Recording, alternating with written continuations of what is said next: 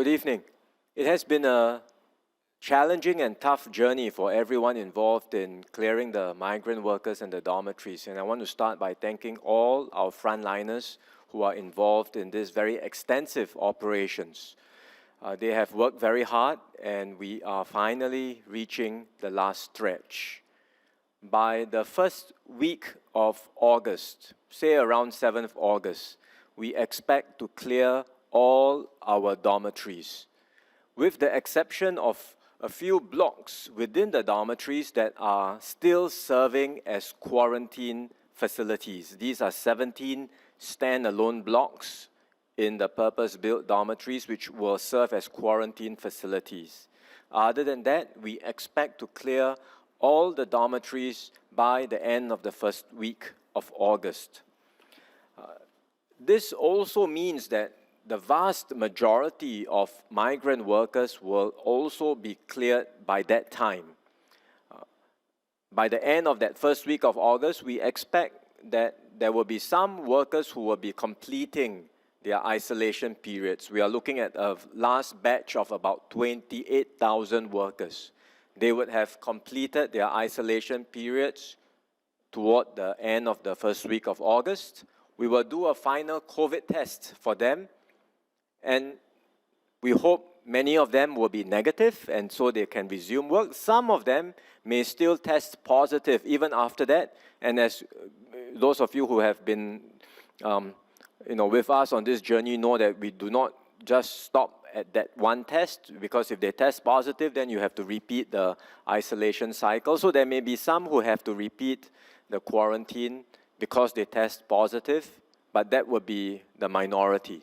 Essentially, by the 7th of August, we expect to clear all dormitories and the vast majority of migrant workers.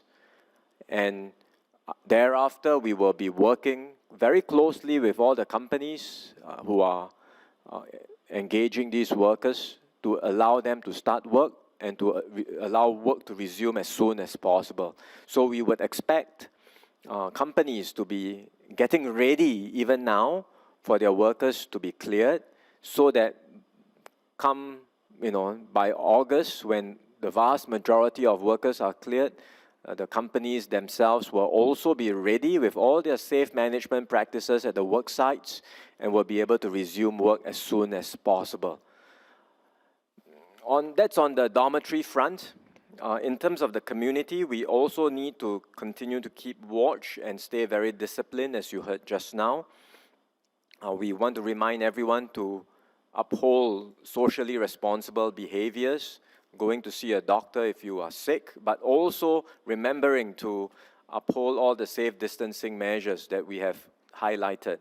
We have observed some areas where there have been more people gathering in recent time, particularly in the beaches and the parks over the recent weekends. Last weekend in particular, perhaps because that was the start of the school holidays, so we saw more people gathering there.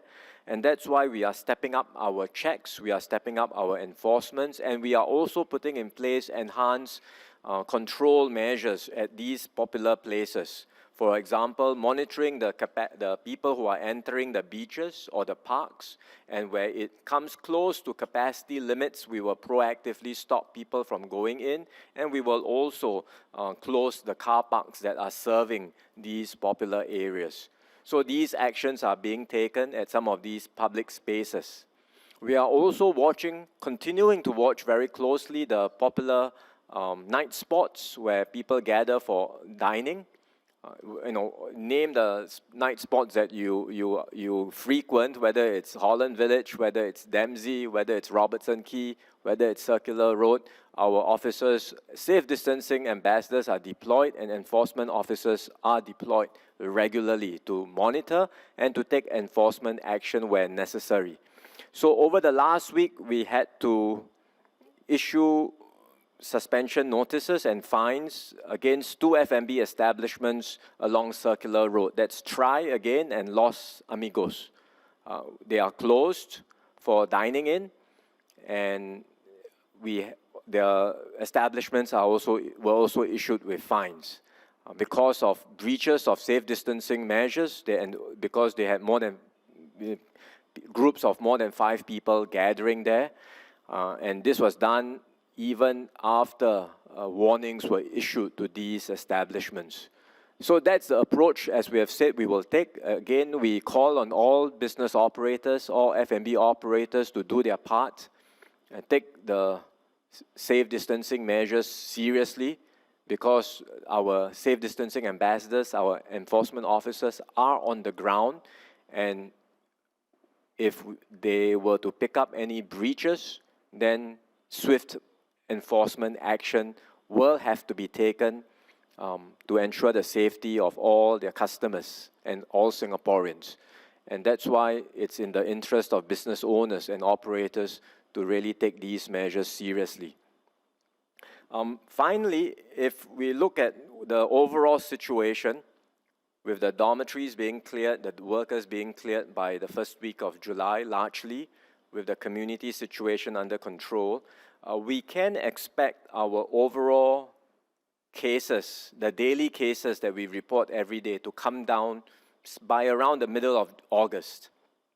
You won't see these large numbers anymore because we would have largely completed the clearing of the dormitories. But I must again remind everyone, just because the case count comes down, that shouldn't be a reason for us to go out to celebrate and to, have a big party.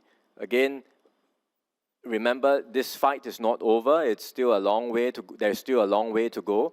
On the community front, we have to be vigilant. We need everyone to cooperate, be disciplined, and as I said, we will monitor the situation on the ground, and enforcement actions will be taken swiftly where necessary. Even for the dorm cases, while we may have cleared all the workers and the dormitories by August, we will, as I highlighted before, continue to put the workers on regular and routine testing. As they go back to work, we continue to monitor them very closely at their work sites and in the dormitories, and we subject them to routine and regular testing. And we do expect, from time to time, cases may emerge. As you already see today from the migrant workers who are in the community, that you see a few cases emerging every day, in the teens or sometimes in single digits, but these cases do emerge, and we certainly must expect such cases to emerge from the migrant workers in the dormitories, even after having gone through a very comprehensive and rigorous clearance process. They may be older infections, and that's okay, but sometimes it may be a new infection, and that's the one that we are very concerned about. So we will still pay very close attention to this whole area, the migrant workers who are in the dormitories, as well as the construction and construction-related sectors for which we have identified to be of higher risk. And if we detect and through our regular testing, identify any positive case, we will have to go in quickly, again, do our usual operations, ring-fence the area, stop work even, and then do a sweep and aggressive testing around all the close contacts. So for the contractors who are very keen, and I'm sure eagerly waiting to resume work, and they can do so very soon, I would also remind all of them to take the safe management practices very seriously. Make sure that they put all these measures in place as they prepare to resume work. Because if there is a new infection found amongst their workers, they may very well have to be prepared for the entire work process to stop for a while we do all the testing and sweeping up of the close contacts that's necessary in order to prevent large clusters from forming. So again, this is something we constantly remind everyone, but it's important that all of us take these measures seriously so that we can keep COVID-19 at bay while we progressively reopen our economy and society. Thank you.